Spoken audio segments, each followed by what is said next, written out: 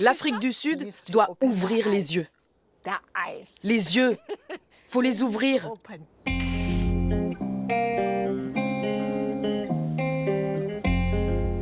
Nous, le peuple, on stimule l'économie. Mais les politiciens, ils nous laissent tomber. L'apartheid est terminé depuis 30 ans. Alors oui, on souffre plus physiquement. Mais à part ça, rien n'a changé.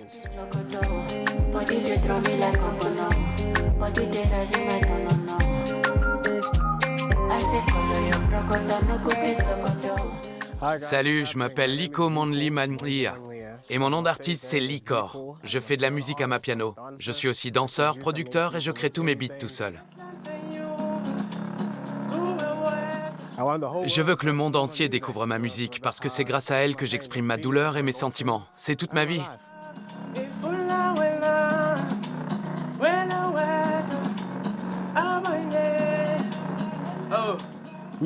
Depuis la fin de l'apartheid, la musique joue un rôle très important en Afrique du Sud. Elle nous aide à nous soustraire de la réalité et à penser à autre chose qu'à la pauvreté et au chômage. La musique à ma piano compte énormément pour ma génération. Elle nous permet de faire connaître notre point de vue et de communiquer avec le monde entier. Et ce son, c'est nous qui l'avons créé.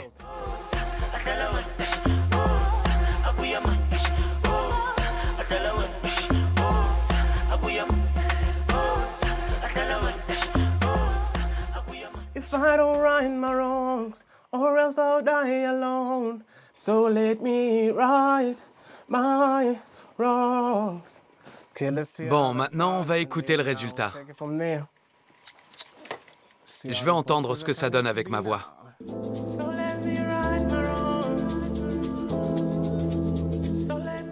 L'ama piano nous occupe et nous évite de traîner dans les rues. Elle nous aide à nous dépasser et à danser.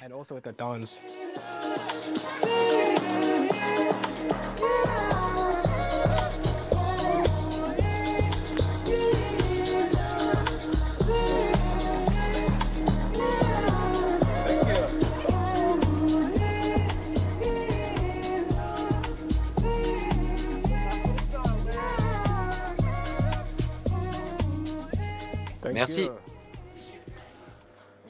Oh yeah.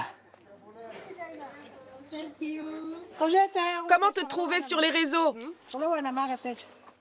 Moi, c'est Likor. L2ECORE. On va s'abonner. Oui, s'il vous plaît. Merci, merci beaucoup. Je vais vous expliquer ce qu'est un township. À l'époque de l'apartheid, les Noirs avaient seulement le droit de vivre dans des zones bien définies. Et lors des premières élections démocratiques et non raciales, notre communauté était déjà très importante dans ces quartiers. Aujourd'hui, nous avons tout ce qu'il faut à Soweto. Venez, je vais vous faire visiter.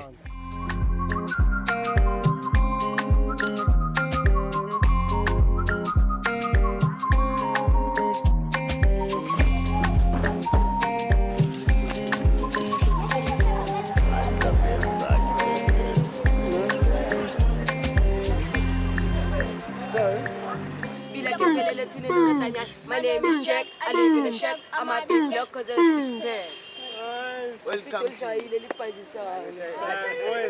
Une petite pièce, s'il vous plaît. Et voilà la maison de Nelson Mandela, l'homme le plus important de tous les temps. Il vivait ici avec sa femme Winnie Mandela. Selon moi, le rêve de Mandela a été anéanti après sa mort. Enfin, il avait déjà échoué avant. Lorsque Mandela a démissionné de la présidence du Parti Congrès national africain, tout s'est effondré.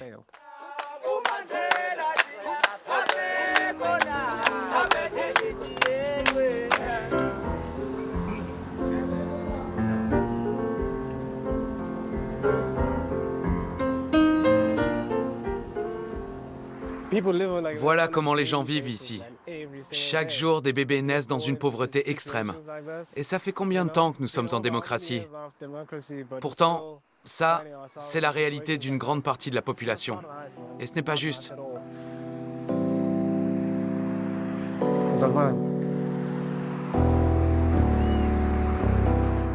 Tous les ans, il y a une nouvelle crise. Depuis 2012, il y a régulièrement des coupures d'eau et d'électricité dans les townships. Les prix des denrées alimentaires et de l'essence ne cessent d'augmenter et personne n'a de travail. Comment on va faire pour s'en sortir? Là, je vous emmène dans un petit bar où les gens du quartier se retrouvent pour se détendre et s'amuser.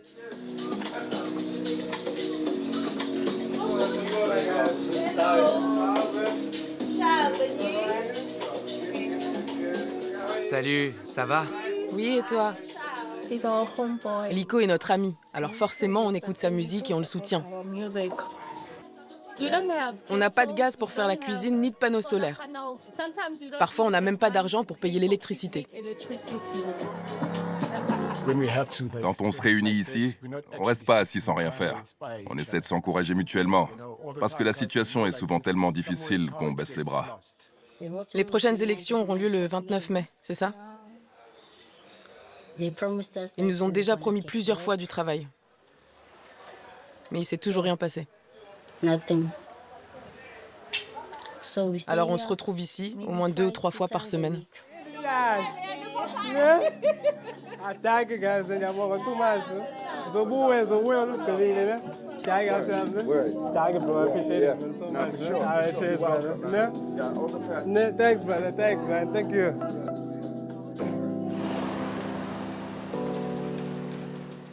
Je ne suis pas en colère, je suis déçu. Et parfois la déception peut conduire à la colère. Il y a 3 ans, j'ai obtenu mon master en criminologie. J'avais déposé plusieurs candidatures pendant mes études, mais aucune n'a abouti. Ça fait 3 ans que je suis au chômage. Tout ça, c'est à cause de notre gouvernement. Les membres du Congrès national africain, l'ANC, sont à la tête de ce pays depuis 1994. Et ils ont littéralement laissé tomber la jeunesse. L'ANC s'engage à relever les défis sociaux auxquels nous sommes confrontés et à servir le peuple sud-africain avec discipline et rigueur. L'ANC doit quitter le pouvoir. On a besoin de changement, de jeunes qui se soucient de l'avenir du pays et pas de politiciens corrompus qui veulent uniquement gagner de l'argent. Ils doivent s'en aller. Point final. Je peux être honnête avec vous. J'ai 26 ans et cette année, c'est la première fois que je me suis inscrit sur les listes électorales.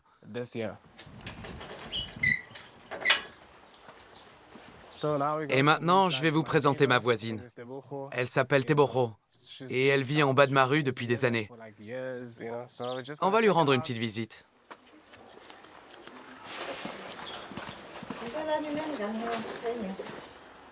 Salut, ça va? On peut entrer? Tu travailles sur quoi? Je fabrique des chapeaux. Dis, j'ai un concert au mois de mars et je vais avoir besoin d'une tenue de scène. J'ai pas encore d'idée très précise du costume, mais il me faudra un sac. En quelle matière? Je dois encore y réfléchir, mais on en reparlera. Plutôt du denim ou du cuir? Je crois que je préférerais du cuir. Bonjour, je m'appelle Teboho Seiso. J'habite dans le quartier de Rockville, à Soweto, et je suis diplômée en design de mode. En Afrique du Sud, il y a énormément de corruption. Pour survivre, tout le monde a besoin d'une deuxième source de revenus. Moi, par exemple, je donne des cours de soutien scolaire. J'ai appris à faire ça toute seule. Je m'occupe des enfants des rues quand ils sortent de l'école. C'est vrai qu'ils préféraient jouer dehors toute la journée, mais moi, je les incite à apprendre l'anglais ou les maths, au moins 2 heures par jour. Parce que ce sont des choses qui leur serviront plus tard. Et moi, je gagne un peu plus d'argent grâce à ça. Liko aussi a un petit job. Et il ne peut pas s'en passer parce qu'on a tous besoin d'argent pour se nourrir. Et peu importe qu'on soit un homme ou une femme, on doit tous manger. Même si c'est que de la bouillie de maïs ou du lait. C'est déjà ce que nos ancêtres mangeaient et c'est ce que nos enfants mangeront après nous. L'Afrique du Sud doit ouvrir les yeux. Les yeux. Il faut les ouvrir. Parce que nous, le peuple, on stimule l'économie. Mais les politiciens nous laissent tomber. Moi, j'irai pas voter. De toute façon, c'est l'ANC qui va gagner. Ils ont la majorité. Même si tous les habitants de Soweto se rendront aux urnes. Mon père ira voter, ça c'est sûr. Il adore l'ANC. Mais moi, je suis pas d'accord avec lui. Est-ce que ces élections vont changer quelque chose pour nous? J'en suis pas sûre.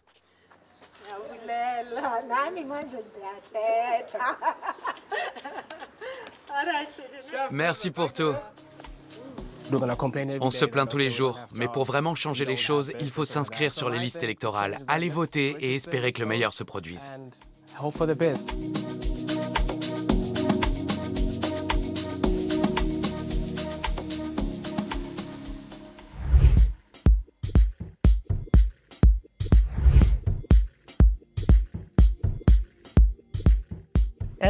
Quitter mon travail et me consacrer à ma passion pour la musique a été la meilleure décision que j'ai prise de toute ma vie.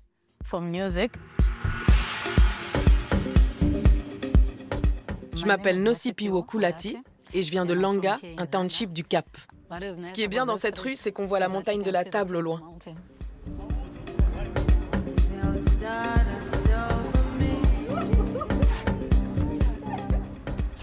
Langa est une petite communauté. Ici, tout le monde se connaît. Quand les gens entendent le mot township, ils pensent à la criminalité, au braquage et au viol. Mais je crois pas que tout ça soit représentatif de Langa. Bienvenue dans mon quartier.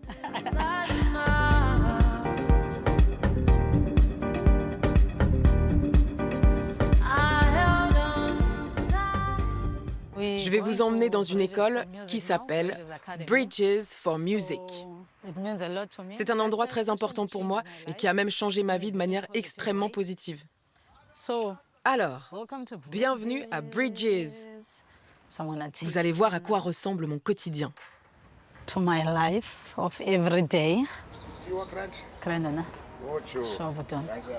On forme une super famille. Et ça fait du bien de se retrouver avec d'autres personnes créatives dans un endroit où personne ne se sent mal à l'aise. Ici, nos différences sont acceptées. Et je trouve ça génial. Encore 5 minutes. 5 minutes, d'accord? Okay, 1, 2, 3, 4.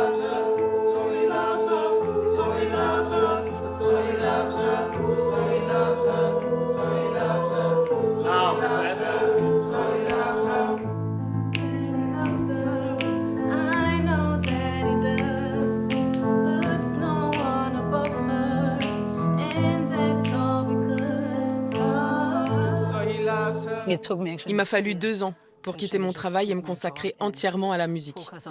Et ça a été la meilleure décision de ma vie.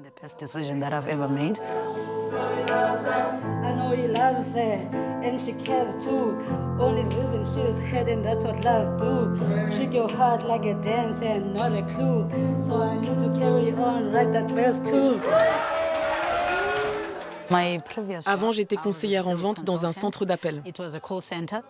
Et ce qui m'a le plus dérangé, c'est que dans toutes les entreprises où j'ai travaillé, les directeurs étaient toujours des Blancs.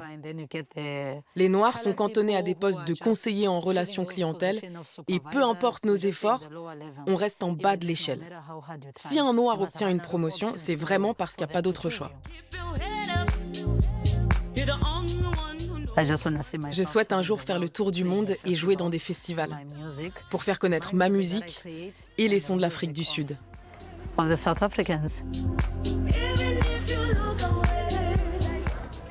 Regardez, c'est Skrillex. Il est aujourd'hui à Langa pour visiter notre école de musique. C'est vraiment une journée très spéciale pour nous. C'est dingue. Bridges for Music est financé par un grand nombre de sponsors et de donateurs. Nous avons voulu créer une institution de renommée internationale, avec les meilleurs ordinateurs qui soient, le tout dans un bâtiment magnifique. Il aurait été logique de nous implanter en plein centre-ville. Mais au lieu de cela, nous sommes dans un township. Et à chaque fois que des Blancs veulent venir dans cet établissement, ou que des artistes comme Skrillex nous rendent visite, ils doivent traverser des quartiers qu'ils auraient tendance à éviter. Les jeunes Noirs d'Afrique du Sud ont des vies qui ressemblent beaucoup trop à celles de leurs parents sous l'apartheid.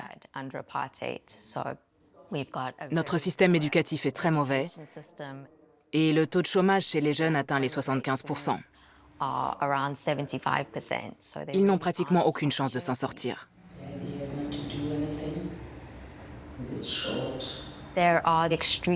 Nous connaissons énormément de personnes traumatisées en raison de la violence et de la criminalité qui règnent en Afrique du Sud. Aujourd'hui, un de nos étudiants est arrivé avec des lunettes de soleil pour cacher son œil au beurre noir. Il s'est fait cambrioler pendant le week-end et on lui a tout volé, avant de le tabasser. Cette histoire reflète le quotidien des habitants du township. Si cette école existe, c'est pour guérir leur mental. Espérons que les expériences positives qu'ils vivent ici leur permettront de surmonter toutes ces épreuves.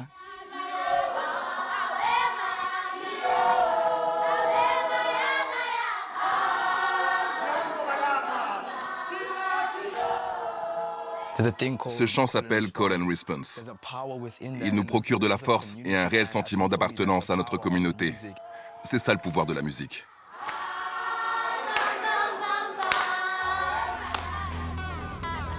Je m'appelle Vezogushe Mtungwa, plus connu sous le diminutif de Vezi. L'an dernier, j'ai été diplômé de l'Académie Bridges.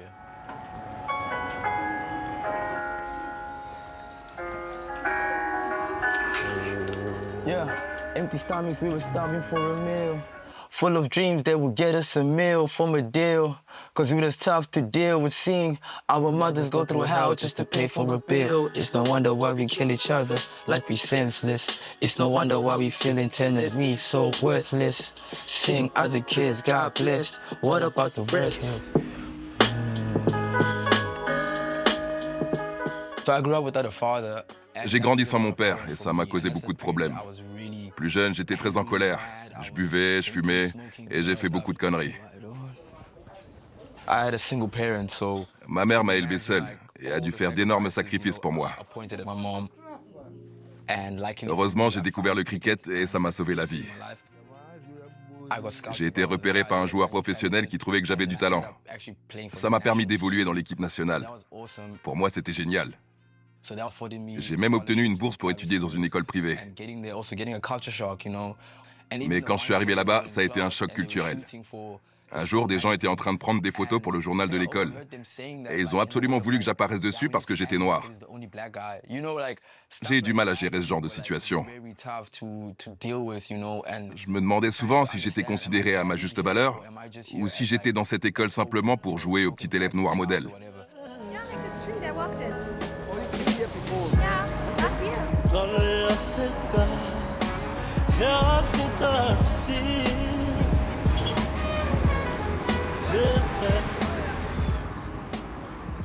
Ensuite, j'ai étudié les sciences politiques à l'université de Stellenbosch. Et je me suis intéressé de près à l'histoire de l'Afrique du Sud depuis la fin de l'apartheid.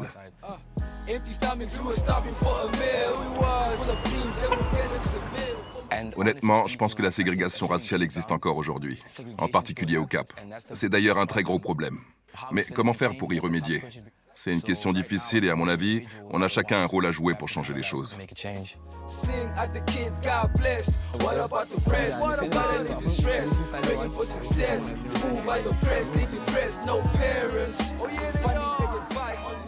Eux, c'est des gars du township avec lesquels je bosse. At the shack. Cause I got the flows on my own. Look in my face, I see the boss. And it's the boss. I'm the boss, feeling fire on my arm, cause I'm the bomb. Finally, I got it. I take a picture, look in the magazine. Yeah, then I look pretty smart and flipping no teeth.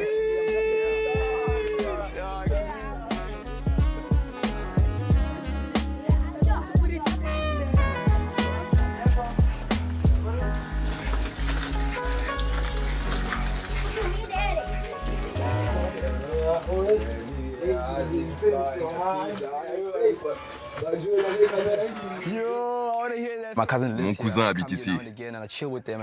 Je viens de temps en temps chez lui pour me détendre avec ses potes. Et ils me racontent leur vie. Comme je suis plus âgé qu'eux, j'essaie de les empêcher de faire des bêtises. Je leur donne des conseils parce que moi aussi je suis passé par là. C'est ma façon de me rendre utile. Je suis très attaché à cette communauté.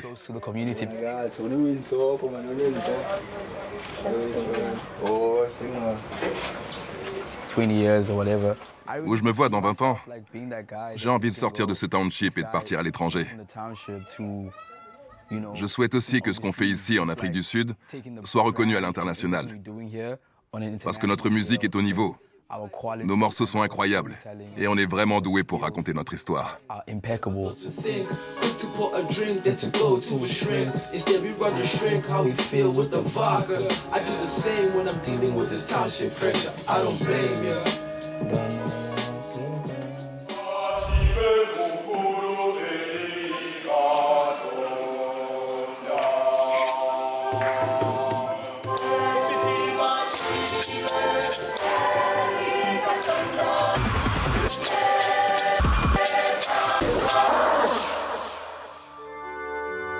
Je viens d'une famille chrétienne et j'ai lu la Bible d'un bout à l'autre. La partie qui m'a le plus passionné, c'est le livre de l'Apocalypse.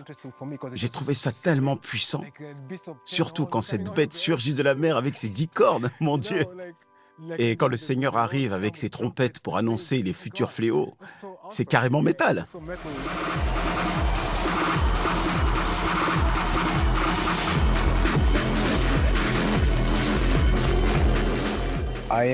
Et je m'appelle Martin Kanja, mais on me connaît aussi sous le nom de Lord Spikeheart. Je suis producteur, chanteur et performeur. Ma musique dépasse les frontières. Elle est à la fois extrême et singulière. J'y absorbe tous les sons que je peux trouver. Et je la définirais comme une nouvelle forme de heavy metal. J'ai déménagé à Kampala, en Ouganda, parce que ma carrière musicale avait du mal à décoller. Et puis je voulais changer de décor. Avant, j'ai vécu plusieurs années à Nairobi, au Kenya. Mais j'avais besoin d'habiter ailleurs, dans un autre pays.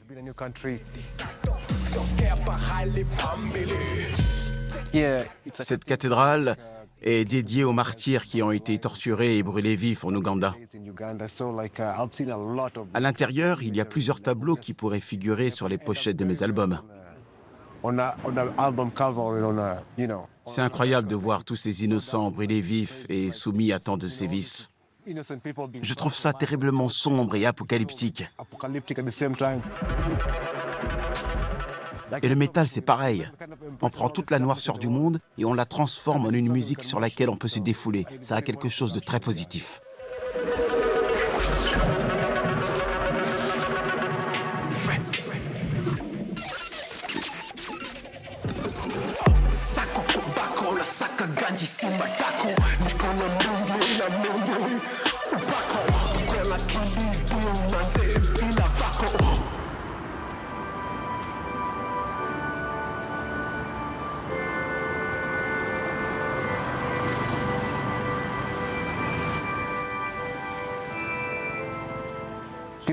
En Afrique, les gens ont toujours été très spirituels. Et c'est précisément ce que les puissances coloniales ont exploité à l'époque. Elles se sont rendues compte que les Africains avaient tout ce dont ils avaient besoin. Des terres, des animaux, de l'air pur et de l'eau potable. Le seul moyen de les asservir a été d'exploiter leur soif de spiritualité.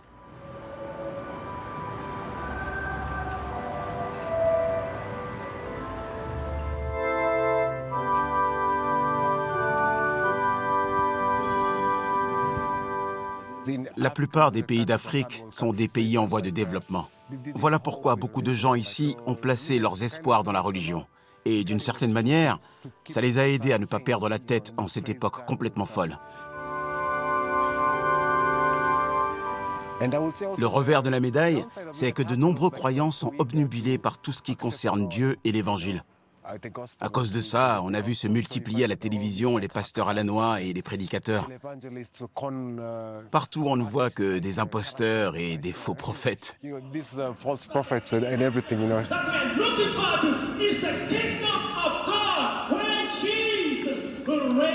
Et ils ne font pas ce qu'ils prêchent. Ils nous disent de boire de l'eau et eux boivent que du vin.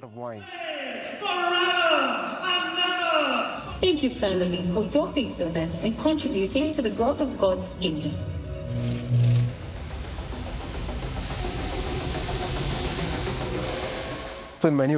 Sur mon dernier album, il y a une chanson qui s'appelle Verbos Patmos. Patmos est une île sur laquelle l'apôtre Jean a écrit le livre de l'Apocalypse. C'est sur ce rocher qu'il a vu toutes ces choses se produire sous ses yeux. Il a eu de vraies visions. Des anges sont même venus lui parler pour l'emmener sur une autre planète.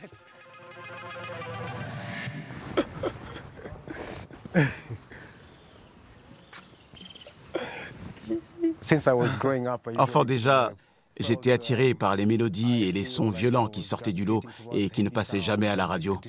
J'étais fasciné par cette musique ultra puissante.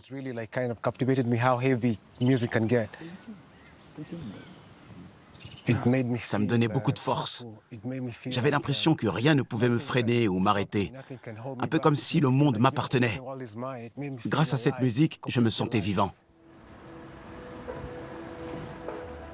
Mon entourage et ma famille ne m'ont jamais vraiment soutenu parce que personne ne comprenait ce que je faisais. Ils ne connaissent que le gospel et le hip-hop.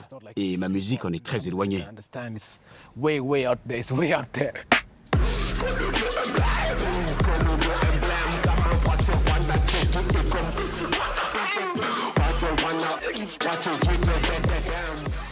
La communauté métal est très solidaire et affectueuse parce qu'on est peu nombreux. Si je rencontre quelqu'un dans mon quartier qui écoute comme moi Cannibal Corpse ou Iron Maiden, il deviendra automatiquement mon ami. Au début, j'ai dû me débrouiller avec les moyens du bord parce que je n'avais aucun matériel. Souvent, dans le milieu, les groupes se refilent leurs guitares et partagent leur studio d'enregistrement. Et si quelqu'un joue mieux que toi, il t'aidera à faire ton concert ou à écrire tes textes. Je me souviens que quand j'étais ado, mes frères et sœurs avaient peur quand je chantais à la maison.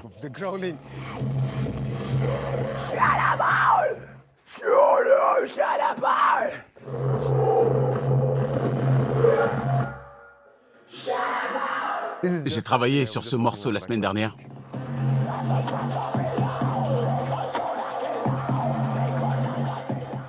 TYVM, la première chanson de mon album, est dédiée à mon arrière-grand-mère. J'ai voulu lui rendre hommage parce qu'elle a fait énormément de choses pour le Kenya. Elle a même mis sa vie en danger un nombre incalculable de fois. Le Kenya pleure la mort d'une combattante de la liberté, la Field Marshal Muthoni Kirima.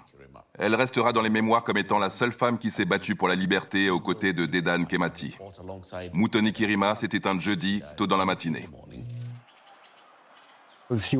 Elle n'était pas seulement mon arrière-grand-mère, c'était celle de tout le Kenya.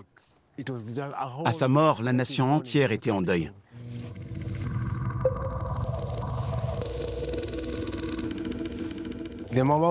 La révolte des Mau Mau a eu lieu dans les années 1950. C'était un mouvement insurrectionnel qui a duré plus de 8 ans. Les combattants Mau Mau se sont opposés à l'oppression coloniale lorsque les Britanniques sont venus occuper le Kenya. Cette révolte a donné lieu à plusieurs massacres. Les colons ont brûlé des écoles et des villages entiers parce qu'ils étaient à la recherche de combattants Mau Mau. Ils ont aussi torturé la population pour obtenir des informations.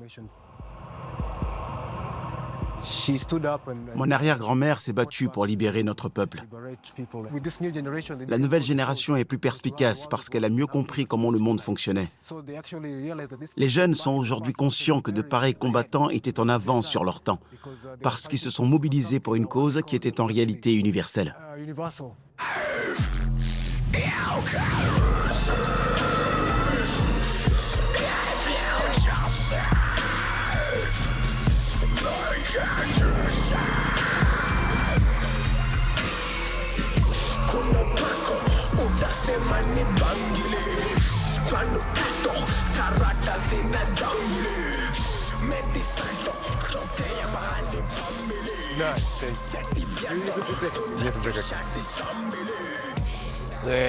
Ah, merci.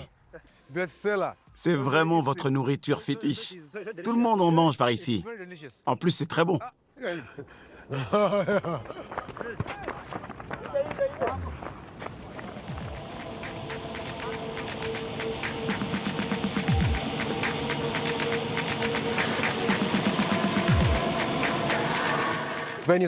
Beaucoup de salles sont opposées à ce genre de musique.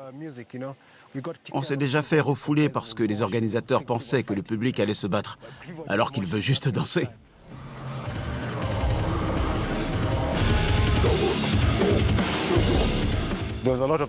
À l'étranger, il y a beaucoup d'ignorance vis-à-vis du métal et de ce type de musique quand elle vient d'Afrique. Mais en même temps, ça attise la curiosité parce que notre style n'est pas commun. Ça représente aussi un sacré défi pour les vrais fans de métal. Notre son est à la fois avant-gardiste et extrême.